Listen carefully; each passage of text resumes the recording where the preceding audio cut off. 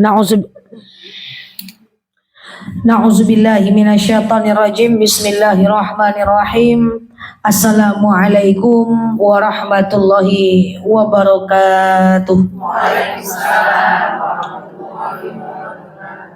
Alhamdulillahil wahidil qaharil azizil ghaffaril mukawwirul laili 'alan nahar tazkiratan li ulil qulubi wal absar tabsiratan li zawil albabi wal i'tibar. Walhamdulillahilladzi nahmaduhu nasta'inuhu nastaghfiruh wa na'udzu billahi min syururi anfusina wa min sayyiati a'malina may yahdihillahu fala mudhillalah wa may yudlilhu fala hadiyalah.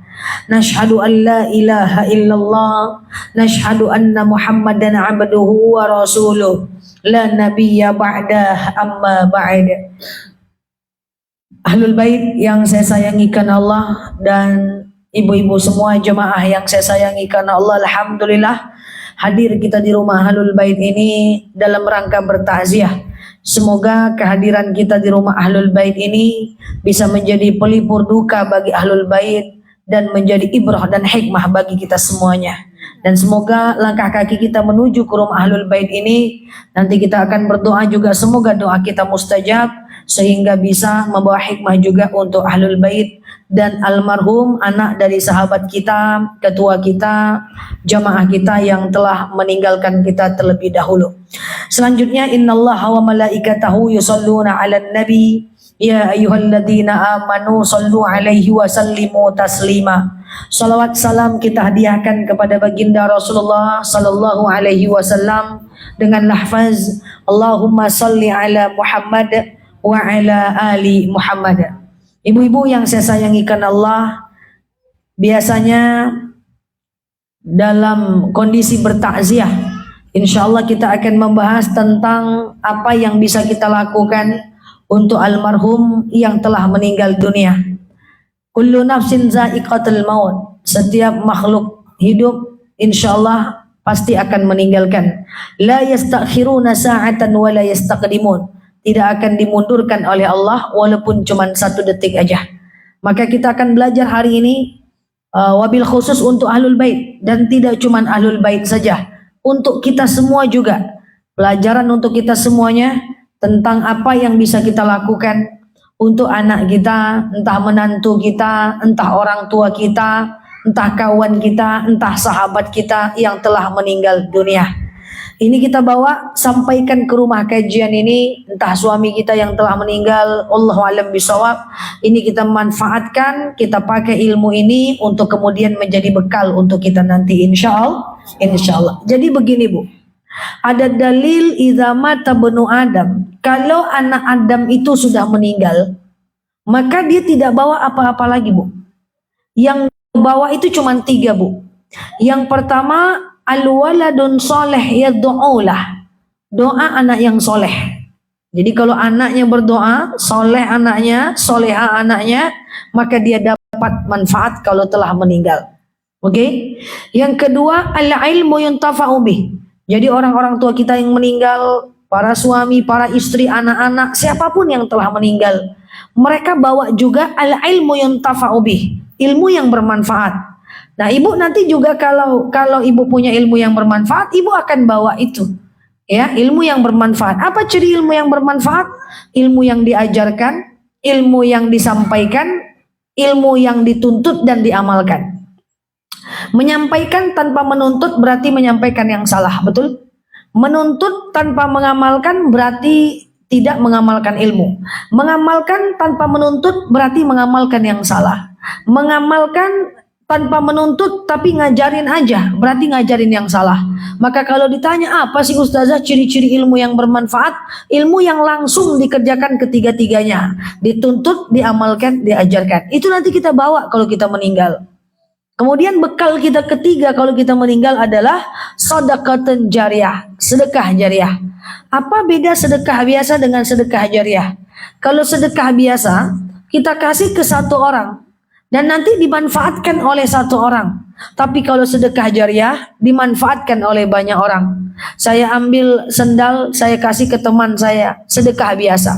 Saya ambil sendal, saya taruh ke masjid, dipakai oleh orang masjid, dipakai oleh orang ngambil wudhu, sedekah jariah.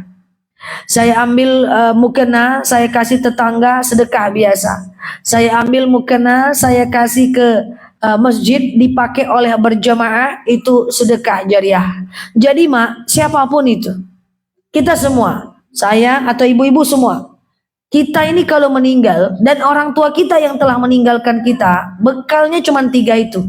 Pertama, apa tadi? Doa anak yang soleh. Yang kedua, ilmu yang bermanfaat. Yang ketiga, sedekah jariah. Nah, karena 3 ini cuman modal orang yang meninggal itu pun belum tentu 3-3-nya lagi, betul? Orang tua kita atau siapapun meninggal, anak yang soleh, anaknya kayak kita lah. Yang kedua misalnya termasuk amal jariah, ya, sedekah jariah, belum tentu dia ada rezeki dulu waktu dia hidup, betul ya? Kemudian ilmu yang bermanfaat, belum tentu dulu dia pengajian. Kalau seandainya ilmunya dulu dia tuntut, diamalkan, diajarkan, belum tentu juga pandai mengajarkan, kan begitu kan? Maka orang tua kita, anak kita itu kekurangan bekal nih. Karena bekal mereka itu cuma 3 nih. Maka kita sebagai orang hidup yang menambahkan bekal untuk dia. Kita sebagai orang hidup yang mensubsidi dia, yang membantu dia. Nah, pertanyaannya, apa yang dapat kita lakukan untuk mereka yang telah meninggal untuk mensubsidi, membantu dia? Karena dia cuma bawa 3 itu aja. Paham nih maksudnya ini?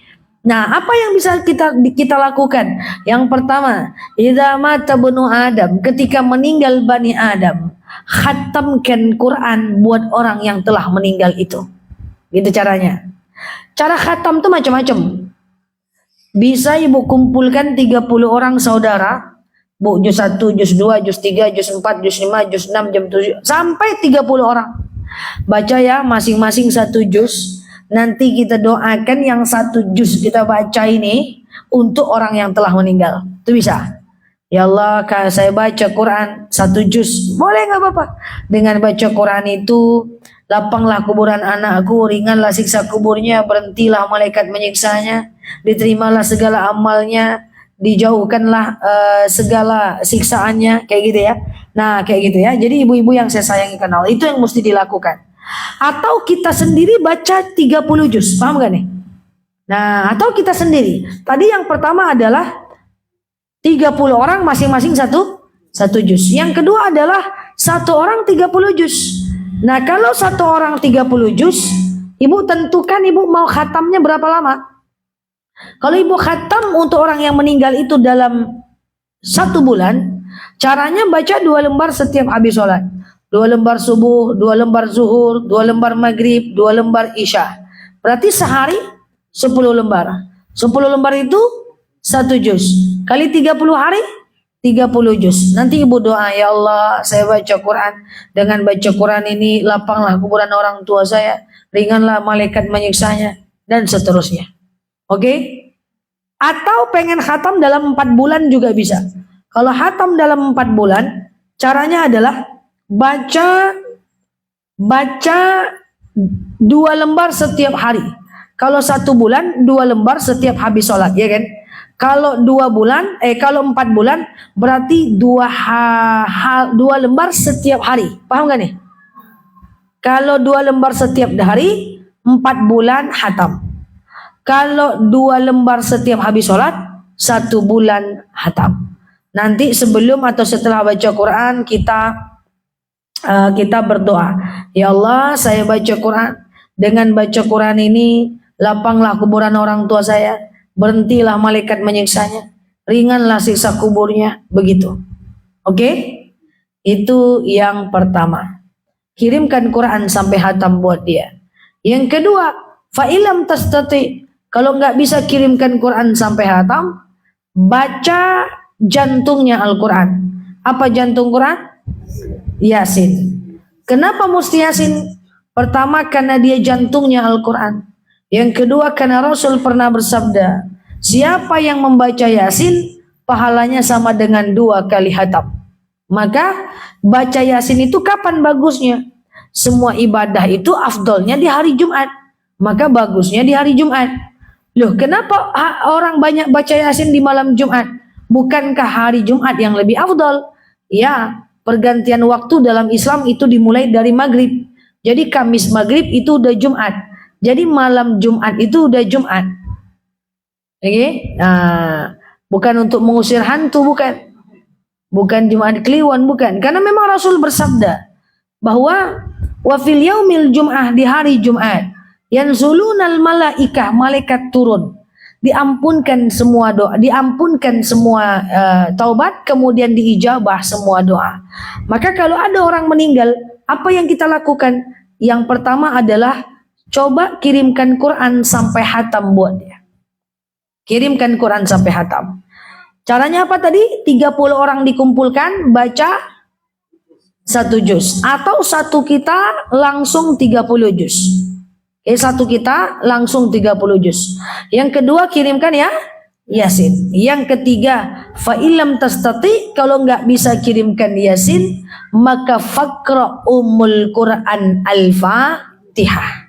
Dibayangkan nih, kalau ada orang yang meninggal, maka kemudian dia meninggalkan anak yang soleh. Yang dia lakukan apa? 1, dia kirimkan Quran sampai hatam. 2, kemudian dia kirimkan Yasin. 3, kemudian dia kirimkan Al-Fatihah. Saya yakin tak ada orang takut mati. Quran dikirimkan. Kemudian dikirimkan pula Yasin minimal setiap hari Jumat. Kemudian yang ketiga dikirimkan pula Al-Fatihah. Ya kan? Dikirimkan pula Al-Fatihah setiap habis sholat. Tak ada orang takut mati lagi. Nah, kenapa orang takut mati? Orang takut mati itu biasanya cuma 2 sebab. Yang pertama, amal tak cukup. Yang kedua, yang mendoakan tidak ada. Andaikan amal cukup, jelas yang mendoakan, kita tak takut mati. Semoga kita termasuk hamba Allah yang tak takut mati. Lambat aminnya. Ya. 1, kirimkan Quran sampai hatam. 2, kirimkan Yasin. Yang ketiga, kirimkan Al-Fatihah. Yang keempat, apa yang dapat kita lakukan untuk saudara kita, orang tua kita yang telah meninggal dunia? Yang keempat, perbanyak mengirimkan wasilah. Apa namanya? Apa itu wasilah? Wasilah itu adalah kita berbuat baik dan kemudian kita doakan kebaikan kita itu untuk orang yang meninggal. Contoh, ya Allah ya Tuhan, saya sedekah. Dengan sedekah ini lapanglah kuburan mak saya. Ya Allah ya Tuhan, saya wakaf Quran. Dengan wakaf ini ringanlah sisa kubur orang tua saya. Ya Allah ya Tuhan, saya zikir. Dengan zikir ini berhentilah malaikat menyiksanya. Ya Allah ya Tuhan, saya hibah. Dengan hibah ini maka lapanglah kuburannya. Pokoknya setiap kebaikan yang kita lakukan, kita doakan untuk orang yang meninggal tanpa mengurangi pahala kita sedikit pun. Pernah lihat Quran Yasin yang ada foto orang di depannya? Wah, ada foto orang di depannya.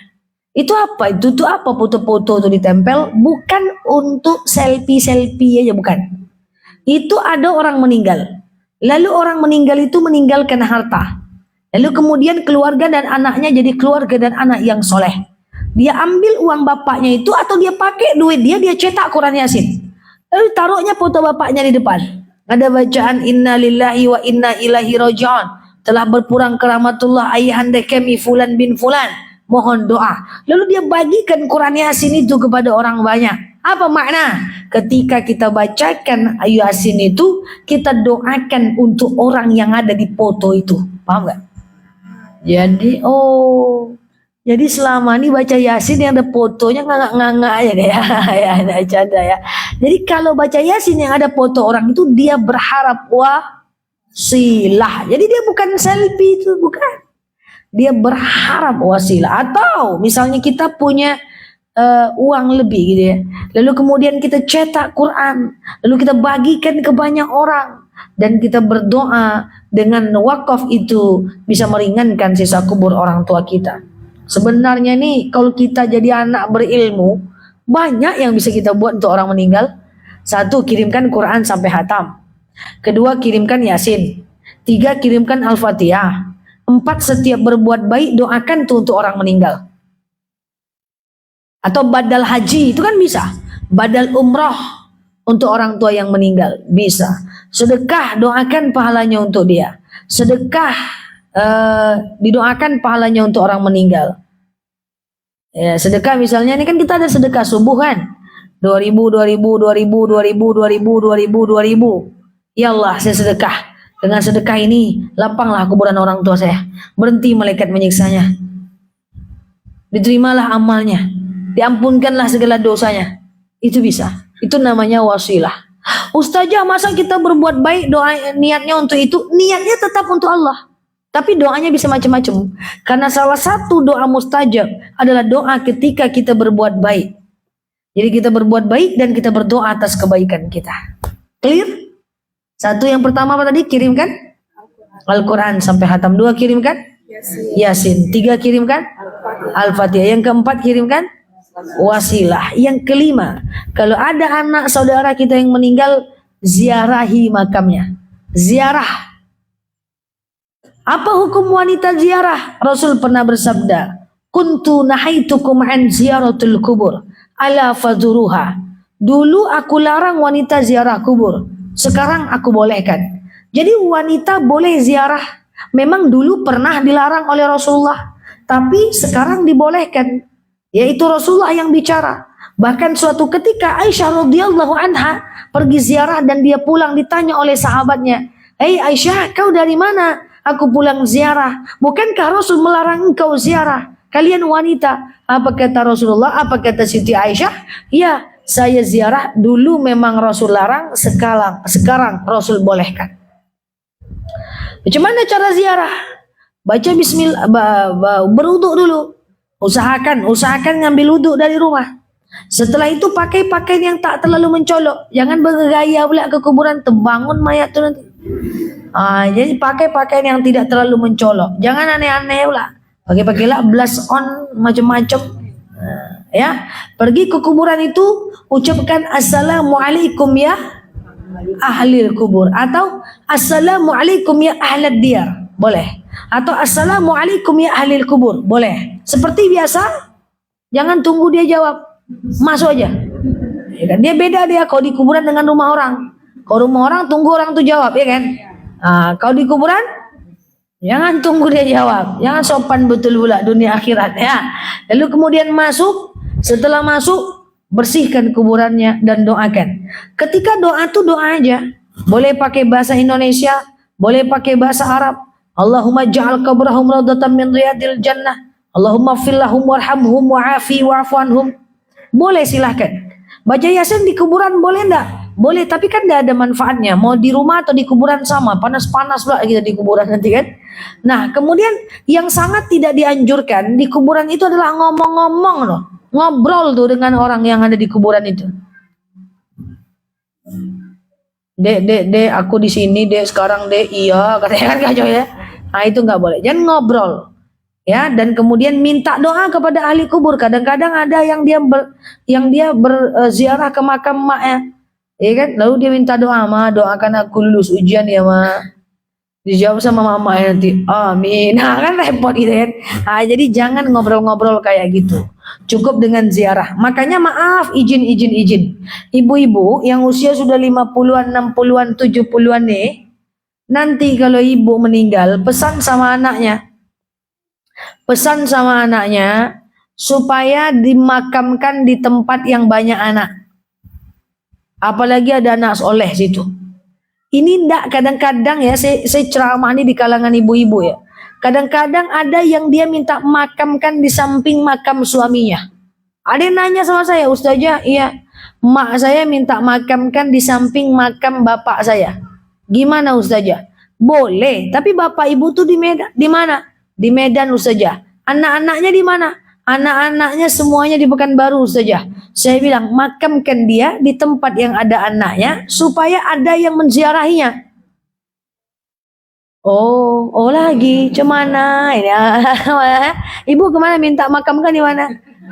Jadi ya, enggak. Itu permintaannya bukan wasiat, enggak usah diturutin aja. Atau ketika dia minta sekarang kan kita udah tahu. Ya kan, juga bilang jangan lagi di tempat yang banyak anak. Apa tujuan? Biar ada yang menziarahi.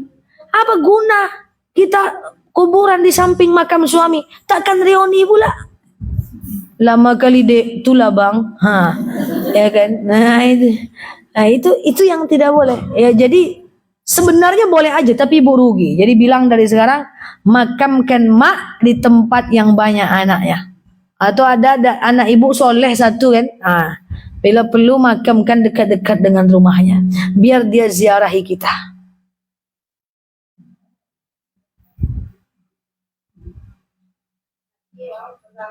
Apa mak?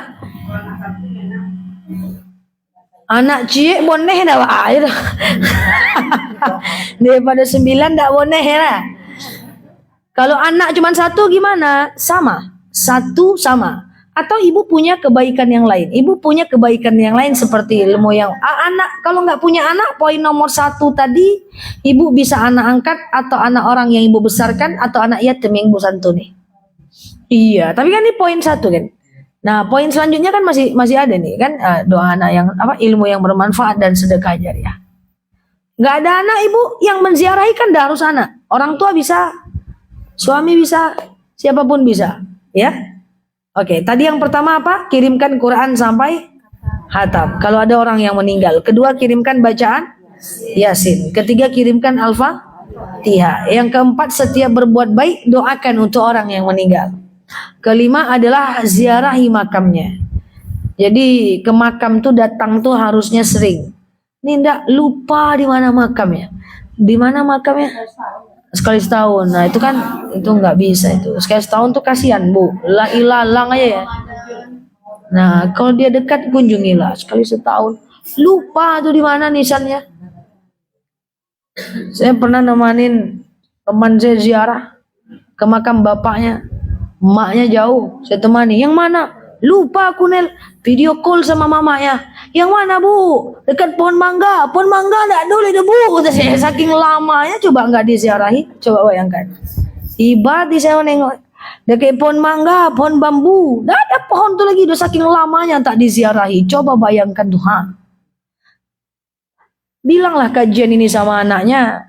Nah nanti kalau mak meninggal apa yang kau buat? Kau kirimkan Quran sampai hatam buat mak. Engkau kirimkan Yasin. Engkau kirimkan Al-Fatihah. Setiap berbuat baik kau doakan pahalanya untuk mak. Kau kunjungi makam mak nak gitu. Banyak anak muda ini tidak paham. Apalagi ada pemahaman-pemahaman zaman sekarang ini. Yang anak kecil ini katanya tidak boleh ziarah. Kenapa? Tersapu nanti kesurupan. Saya mak bapak tak sekolah. Mak saya itu sampai kelas 2 SD. Dulu SR namanya bu ya. Seumuran ibu kan. Mak saya itu sampai kelas 2 SD. Bapak kandung saya itu cuman sampai kelas 2 SR lah. Kelas 2 SD lah itu ya. SD ya. Kelas 2 SD. Mak bapak saya tak sekolah. Oh Ustazah Nela doktor. Berarti mak bapaknya profesor tak. Mak bapak saya tak sekolah. Tapi ada satu hal yang saya tak bisa lupa dari mak bapak saya itu. Setiap kami ada orang meninggal dekat rumah, kami itu tak boleh sekolah. Jadi pernah suatu ketika lagi ujian catrulan. Dulu kan ujiannya per 3 bulan ya. Saya lagi ujian waktu itu. Datang bapak saya. Diketuknya pintu kelas. Bu katanya. Ada apa pak? Nela pulang. Lagi ujian pak, tinggal kelas nanti pak. Nggak bisa. Ada orang meninggal. Lah biar aja dia ujian dulu pak, enggak bisa. Nanti tinggal kelas gimana pak? Tinggal kelas enggak apa-apa. Yang penting dia tengok tuh orang meninggal itu. Coba dijujung pulang tahu dijujung. Diangkat pulang. Disuruh lihat cemana mayat tuh dimandikan. Disuruh lihat cemana mayat itu dikafani. Jadi dari kecil tuh saya udah tengok kayak mana bentuk mayat dikafani. Mayat dimandikan, disuruh ke kuburan, dijujung sama om saya, dinaikkan ke kepala, bagaimana mayat masuk ke liang lahat, itu kami udah tengok dari kecil. Tengok, wow kalau tanahnya gambut, nanti liang lahatnya ke samping, gak berair, kalau dia kering ke bawah. Udah dari kecil, jadi udah terbiasa. Tapi ibu-ibu zaman sekarang ini agak lain sedikit. Yuk bu, kita antarkan kawan kita, jemaah kita ke kuburan. Nggak usah aja. Ngapa nggak usah? Nggak usah lagi aja. Ngapa gitu? Saya ada anak kecil. Ngapa emangnya? Kesurupan nanti anak saya. Coba bayangkan. Gimana anaknya mau jadi anak yang soleh? Ke kuburan tak pernah dibawa. Nah ini ya. Jadi Ziarahlah, sampaikan nanti kajian ini kepada anaknya. Oke, nomor berapa lagi? Nomor 6. Nah, buat ibu-ibu semua, saya tidak tahu apa ibu udah belajar atau tidak, sampaikan kepada anak gadis, anak bujangnya. Belajarlah memandikan mengkafani jenazah itu. Belajarlah memandikan mengkafani jenazah. Ibu, saya mau sampaikan begini. Kita itu berharap bantuan anak itu di akhirat. Kalau kita udah meninggal. Di dunia ini kita tidak bisa dapatkan bantuan anak kita. Kita besarkan S1, S2, S3, S cendol, S tontong. Belum lagi balas budi, yang laki-laki udah nikah dia dengan orang lain, betul? Tidak mungkin kita harap dia. Enggak juga kita mau berharap pada anak, kan begitu ya? Yang perempuan gitu juga. Kita besarkan dia S1, S2, S3.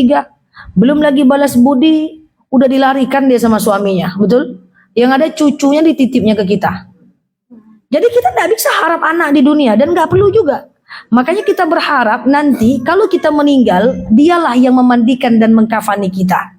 Maka bilang sama anak-anak muda itu, belajarlah memandikan mengkafani jenazah. Sebagai penutup, saya jelaskan karena ini menurut saya penting betul. Saya dakwah udah 20 tahun. Dan memandikan jenazah sudah tak terhitung berapa jumlahnya. Itu kalau saya mandikan jenazah, itu yang saya sedih itu bukan mayatnya. Mayatnya sudah tenang di sisinya insya Allah. Yang saya sedihkan itu adalah anak-anaknya. Itu kalau saya mandikan jenazah, harusnya kalau ustadz-ustadz ini mandikan jenazah, ustadz-ustazah itu tidak ikut memandikan. Dia hanya menginstruksikan dia. Dia hanya menengok saja. Yang memandikan adalah anak-anaknya, ya kan? Nah, kebanyakan anak-anak satu udah bertegak pinggang kayak gini, yang satu udah menangis, yang satu udah di dalam kamar, yang satu ada yang bahkan main handphone. Itu saat orang tuanya meninggal, nauzubillah. Satu ketika saya mandikan jenazah, ini sebagai pelajaran dan warning peringatan buat kita semua. Jangan sampai terjadi pada kita, maka ajarkan anaknya memandikan mengkafani jenazah. Ada orang tua meninggal, itu anaknya semua udah ibu-ibu, udah 9 orang. Ibu-ibu kayak ibu-ibu lah, di bawah ibu sedikit umurnya, berarti itu kan sudah tua beliau. Saya mandikan, satu ketika beliau itu ada perban di lututnya. Ada perban lah di lututnya. Saya bilang sama nih anak-anaknya, Bu silakan buka perbannya. Kalau bahasa Minangnya dia betulak betundo. Tahu betulak betundo enggak? Kau ajalah gitu ya. Apa namanya Bu? Saling melempar-lempar. Kau ajalah. Saya penting juga. Ini cemana ini?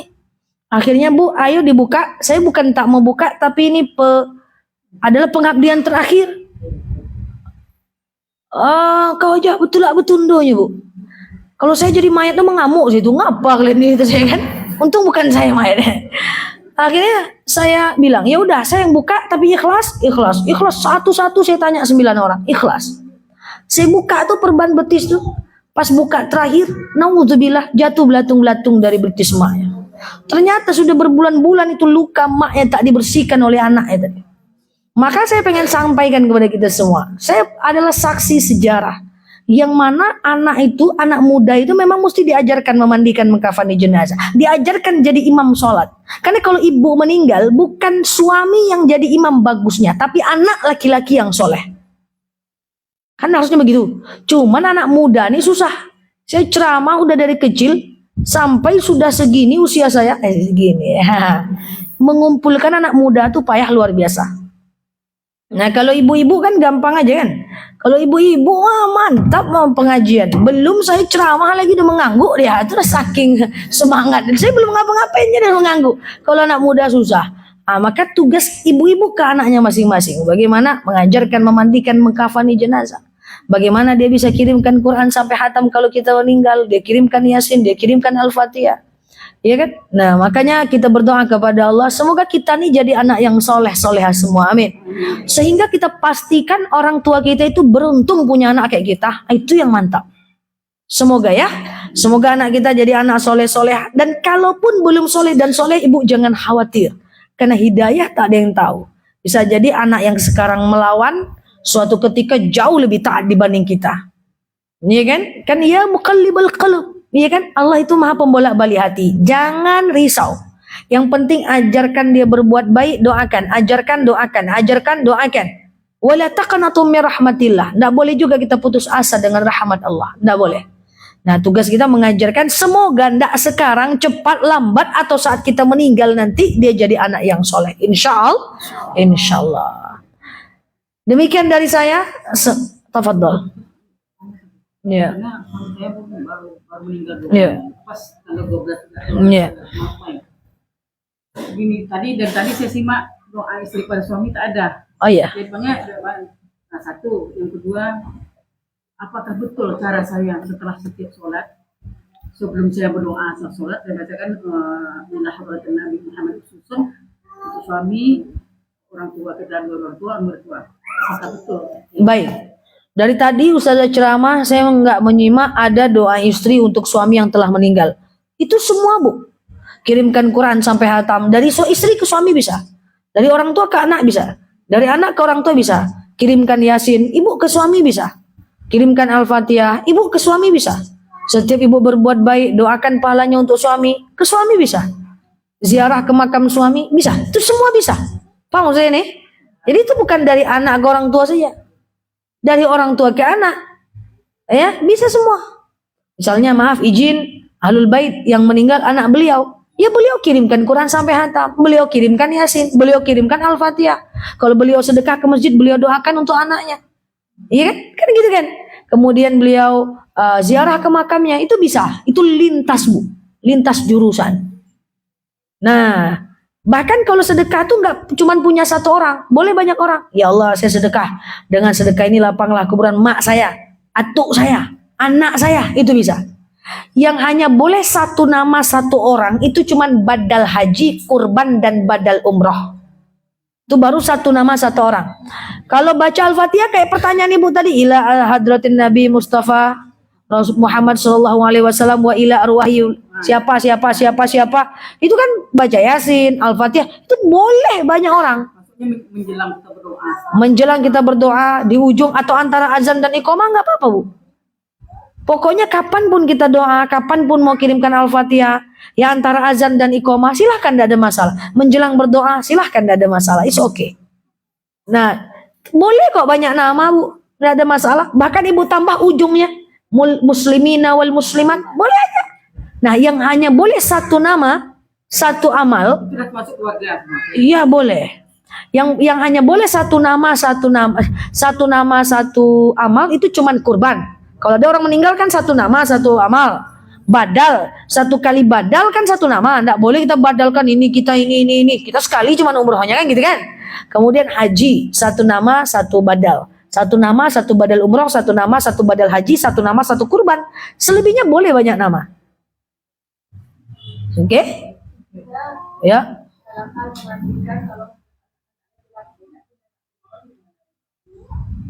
Bisa ada rekan-rekan perempuan, teman-teman perempuan, nggak bisa. Memandikan itu atau harus sejenis. Ini kalau Ibu terkejut saya minta maaf, karena ini jarang disampaikan di luar. Memandikan itu harus sejenis. Bapak dimandikan anak laki-laki, saudara laki-laki dimandikan anak laki-laki, ibu dimandikan anak perempuan dimandikan ibu, kakak perempuan dimandikan adik perempuan, teman perempuan dimandikan teman perempuan, ibu perempuan dimandikan ibu perempuan. Paham nih? Nah. Suami boleh mandikan istri, istri tidak bisa mandikan suami. Kenapa? Karena waktu Fatimah meninggal, siapa yang mandikan? Ali bin Abi Thalib. Waktu Rasulullah meninggal, adakah istri yang memandikan? Tidak. Yang lalu biar berlalu, ya. Terus kayak mana? Saya pengen mengabdi, saya pengen mandikan anak laki-laki saya pengen mandikan bapak saya perempuan, saya pengen mandikan. Amal yang lain aja lah. Nengok-nengok aja boleh enggak? Yang lain aja kerjakan. Yang tadi kan banyak tuh ceramah saya. Jangan dipaksa-paksa juga memandikan lagi. Maksud saya begitu loh. Paham ya maksud saya ini? Oke. Udah? Cukup? Baik. Siapa namanya, Bu? Arifal Wahyudi Baktiar.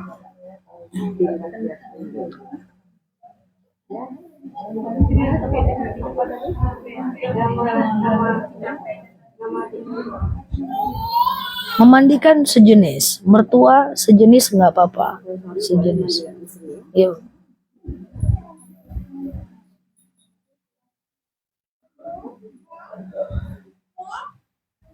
Izin ya Bu, maaf ya. Baik ibu-ibu, kita akhiri pertemuan kita dengan doa ala hazihin niyah al-fatihah.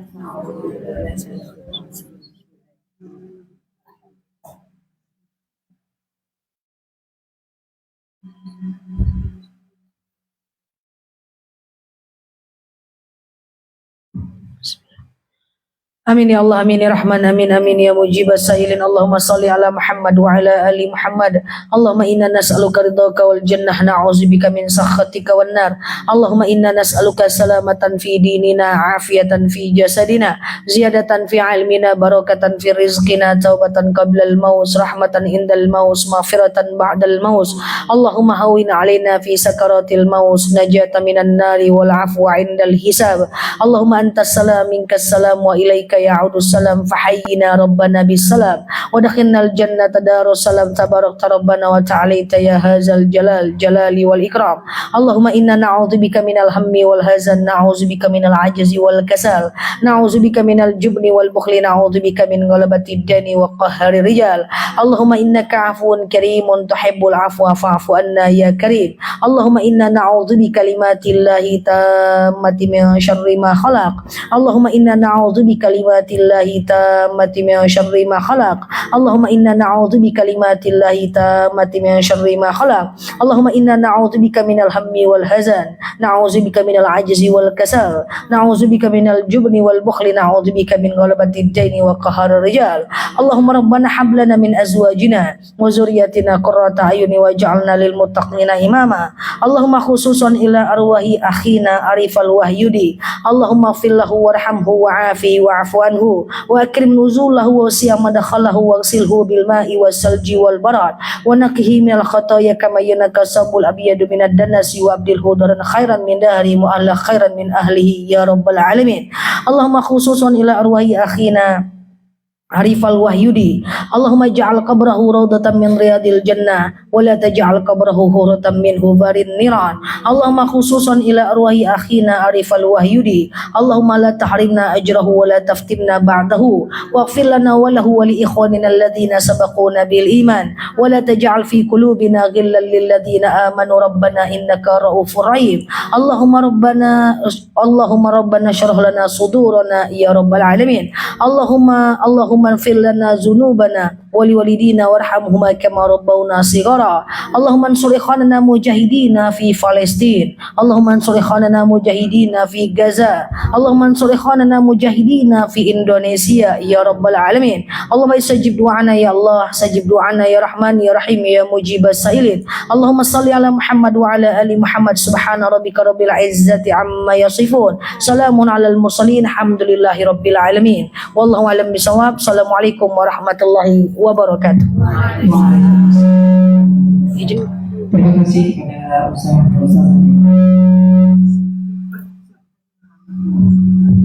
Bismillahirrahmanirrahim. Assalamualaikum warahmatullahi wabarakatuh. Waalaikumsalam.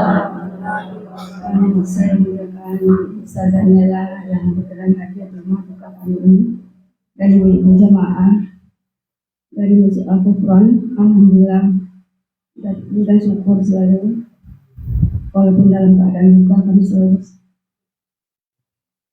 mengucapkan puji dan syukur alhamdulillah atas meninggalnya anak kami Arifal Bahtiar lahir pada tanggal 12 Juli hari Jumat 2024 bertepatan dengan 6 Muharram 1446 Hijriah. Selamat bersalam tak lupa kami sampaikan pada diri Nabi besar Muhammad SAW yang mengucapkan Allahumma sholli ala sayyidina Muhammad wa ala ali sayyidina Muhammad. Semoga dia masalah kita mendapatkan semangat dari beliau. Amin. Saya menyimak dari ceramah dari Ustazah tadi, insya Allah akan kami lakukan untuk almarhum orang tua kami, datuk nenek kami, terutama untuk anak anda kami dan wali meninggalkan kami. Mudah-mudahan apa ya doa yang ditutup oleh Ustazah ini pada sore ini disampaikan Allah SWT kepada anak-anak kami. Amin ya rabbal alamin. Dan tak lupa juga pertepatan 10 Muharram ini banyak ibu-ibu yang puasa Dan juga alhamdulillah kami menyediakan berupa surah. Bisa nanti kami sedekahkan pahalanya kami limpahkan pada almarhum anak kami. Hari Bapak Siti Bakhtiar banyak. Mudah-mudahan diampunkan dosanya, di lapangan kuburnya diterima amal ibadahnya.